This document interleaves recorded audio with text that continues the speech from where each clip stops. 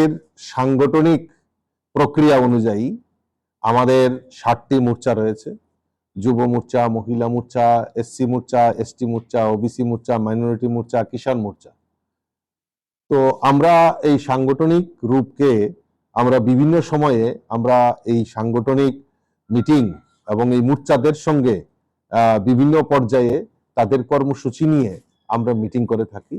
তারই অনুরূপ আজকে মহিলা মোর্চার অফিস বেয়ারার, জেলা সভাপতি এবং সাধারণ সম্পাদকদের নিয়ে একটা বৈঠক ডাকা হয়েছে।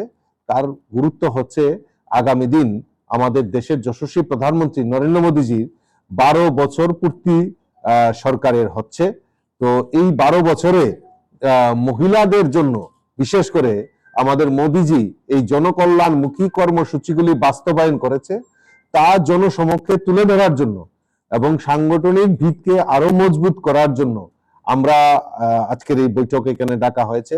আমার প্রদেশ মহিলা মোর্চার যিনি সভানেত্রী মিমি মজুমদারের নেতৃত্বে আজকের এই বৈঠক সম্পন্ন হবে এবং আগামী দিন আমরা এই যে 12 বছরের সরকারের, মোদীজি সরকারের যে উল্লেখযোগ্য দিকগুলি আমরা সেগুলি তুলে ধরব এবং আগামী দিন আমরা কর্মসূচির মাধ্যমে আমরা সমাজের প্রত্যেকটা অংশের মহিলাদের কাছে আমরা বার্তা পৌঁছে দেওয়ার জন্য আজকের এই মিটিং খুব গুরুত্বপূর্ণ।